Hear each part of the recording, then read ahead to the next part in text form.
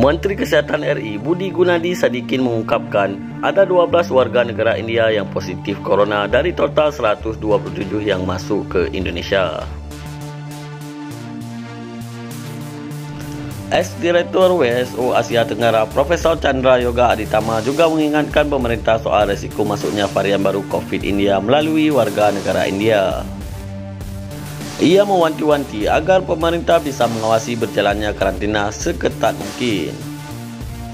Begitu juga dengan whole genomic sequencing untuk mengidentifikasi kemungkinan varian corona baru dari India perlu pemeriksaan WGS sesegera mungkin. Melansir dari Detik News, misalnya sekarang sakit COVID-19 padahal baru datang dari negara-negara yang melaporkan peningkatan kasus yang mungkin berhubungan dengan mutasi baru, ujar Profesor Chandra kepada Detikcom dalam wawancara terpisah. Diberitakan sebelumnya, Kasubdit Karantina Kesehatan dan Direktorat Jenderal Pencegahan dan Pengendalian Penyakit atau P2P, Kementerian Kesehatan Benget Saranggi menyebut, warga negara India yang masuk ke RI memiliki kartu izin tinggal terbatas. Mereka banyak masuk mempunyai kitas atau kartu izin tinggal terbatas dan pakai visa. Ini mungkin yang menjadi tugas juga dari imigrasi, kata Benget.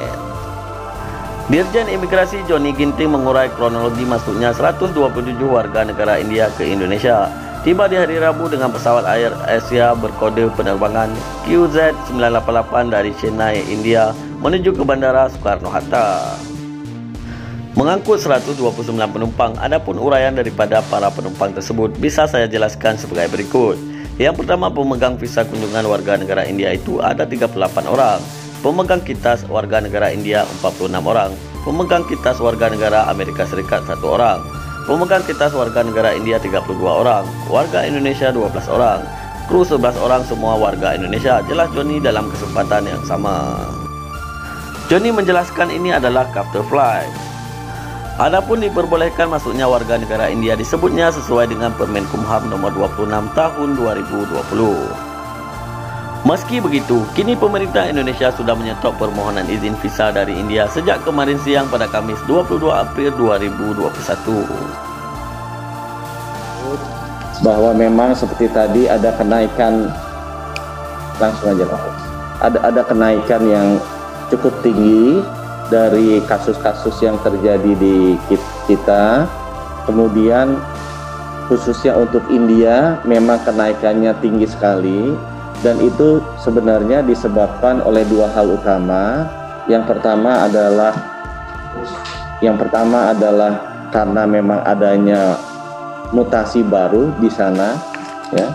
Kemudian yang kedua, karena terjadi penurunan yang cukup drastis sejak di bulan September, banyak pelonggaran-pelonggaran yang dilakukan terlalu cepat. Protokol kesehatan yang dilonggarkan terlalu cepat. Festival keagamaan yang besar-besar itu diizinkan, sehingga akibatnya penularan terjadi kembali dengan mutasi baru dan naik sangat tinggi. Ini pelajaran bagi kita semua agar bisa selalu berhati-hati dalam mengamati laju penularan kasus ini. Jadi meneruskan tadi yang disampaikan ke Pak Menko, kita alhamdulillah bersyukur bahwa dengan program PPKM Mikro dibarengi dengan program vaksinasi, kita sudah mengalami penurunan juga. Jadi sama seperti yang dialami India sejak September, penurunannya juga cukup drastis. Nah, belajar dari pengalaman dari India, di mana kita harus selalu ingat dan waspada, kita mesti hati-hati melihat bahwa tren ini seperti apa, ya. Sejak liburan Paskah 2 minggu yang lalu, kita melihat minggu ini secara rata-rata sudah mulai terjadi kenaikan sedikit, ya. Ini adalah tugas kita bersama agar jangan mengulangi seperti yang terjadi di India. Lebih baik kita waspada sejak awal, ya, kita hati-hati sejak awal. Dan rumusnya sama, terapkan saja protokol PPKM Mikro yang sudah terbukti bagus, ya. Tidak usah terburu-buru kemudian melonggarkan dari standar PPKM Mikro yang sebelumnya ada, ya. Teman-teman bisa merasakan sendiri pada saat PPKM Mikro gimana mobilitas di jalanannya. Kalau kemudian berbeda, nah kita tahu bahwa itu sudah berlebih, sudah agak melonggar dari PPKM Mikro. Gunakan saja protokol PPKM Mikro yang sudah terbukti bisa menurunkan laju kasusnya kita, ya. Saya juga tambahkan di halaman berikutnya bahwa kenaikan ini juga kita lihat di rumah sakit pemerintah. Di daerah Sumatera kita lihat sejak bulan April, terutama sesudah liburan Paskah, ada kenaikan sedikit. Masih sedikit, bornya juga masih di bawah, bukan untuk membuat khawatir, tapi untuk membuat kita seperti arahan Bapak Presiden ingat dan waspada, ya, supaya jangan sampai kendor protokol kesehatannya untuk menghindari lonjakan kasus seperti di India. Di provinsi lain juga kita amati seperti itu, hal yang sama. Di Jakarta juga beberapa rumah sakit sudah ada tren kenaikan. Kembali lagi bornya masih di bawah. Jadi kita belum kekurangan tempat tidur rumah sakit, tapi ada baiknya kita waspada, ya. Di halaman berikutnya kita juga lihat di daerah Jawa Barat pun demikian, ya, ada uptick sedikit dari jumlah kasus dan jumlah pasien yang dirawat di rumah sakit, ya. Jadi tugas saya adalah mengingatkan teman-teman, mohon disebarluaskan juga agar kita tetap menjalankan protokol kesehatan sesuai PPKM Mikro dan harus selalu ingat dan waspada. Berikutnya kita bisa sampaikan juga sedikit. Hal kedua juga yang terjadi di India adalah karena mutasinya baru masuk di sana, ya. Mutasi ini sejak bulan Januari Indonesia sudah lebih agresif melakukan tes yang namanya whole genome sequencing. Jadi sequence genomik untuk sampel virus yang dites. Kita sudah melakukan sekitar 1.000 sejak bulan Januari dan hasilnya kita lihat di halaman berikutnya memang ketemu varian of concern atau mutasi yang ada di India dan ada di Eropa yang penularannya sangat cepat, yang namanya B117 itu di Indonesia sejak bulan Januari. Ya, jadi kita lihat yang warnanya merah itu di 3 bar chart terakhir, ya. Ini juga menggambarkan ke teman-teman bahwa mutasi virus ini sering dan banyak sekali. Tetapi yang berbahaya seperti yang disampaikan Pak Menko tadi ada 3, yaitu B117 di London, B1351 di Afrika Selatan, dan P1 di Brazil. Ini yang benar-benar bahaya dan menyebarnya cepat sekali di seluruh dunia. 1 sudah teridentifikasi masuk di Indonesia sejak bulan Januari, yaitu mutasi yang dari London. Halaman berikutnya kita bisa lihat dari 6 besar yang ada di Indonesia masih kecil porsi dari varian baru ini, tapi kita lihat perkembangannya lumayan. Kemudian di halaman berikutnya ini menggambarkan bagaimana perubahan varian virus yang dominan di Indonesia. Yang hijau tua adalah varian asli dari Wuhan. Kemudian sekitar di bulan Mei sudah mulai didominasi oleh mutasi baru D614G. Kemudian di bulan November masuk lagi mutasi yang berikutnya N439K. Tapi 2 mutasi ini tidak membahayakan, tidak masuk varian of concern-nya WHO, ya. Nah, kita sekitar bulan Januari kita masuk yang merah. Nah, yang merah itu masuk varian of concern-nya WHO. Ini yang menyebabkan penularan di Eropa dan di India naik. Oleh karena itu, teman-teman, kita harus selalu hati-hati. Kita harus mempercepat program vaksinasi, menjalankan protokol kesehatan untuk memastikan bahwa pada saat nanti varian of concern-nya B117 itu makin besar porsinya, kita siap.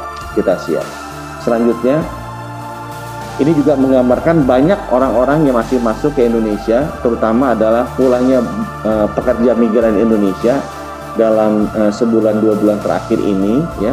Dan seperti yang saya sampaikan tadi, varian of concern yang masuk B117 itu masuknya dari Saudi Arabia. Jadi kita memang masih hati-hati yang masuk dari negara-negara Asia Selatan. Selanjutnya, ini mungkin cat terakhir saya. Jadi meneruskan mengkonfirmasikan tadi Pak Menko sampaikan, tugas kami di karantina adalah memastikan kalau yang WNA kemudian tidak masuk karena visanya tidak diterbitkan, WNI tetap boleh masuk. Cuma para WNI ini tolong mengerti, kalau Bapak Ibu pernah mengunjungi wilayah India dalam 14 hari terakhir, Bapak harus melakukan karantinanya 14 hari.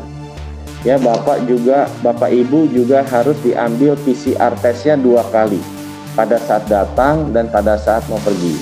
Kemudian Bapak Ibu juga akan kita sampel genome sequencing-nya untuk melihat virus yang Bapak Ibu kena itu apa, supaya kita bisa tahu. Dan pesan saya kepada semua rekan-rekan wartawan, tolong juga disebarluaskan, dipastikan bahwa protokol kesehatan itu jangan berkurang, jangan kendor, jangan kita lengah, ya harus selalu ingat dan waspada. Karena pandemi ini masih ada, dan di negara-negara lain di dunia tumbuh sangat pesat. Yuk kita jaga agar Indonesia jangan terjadi seperti itu.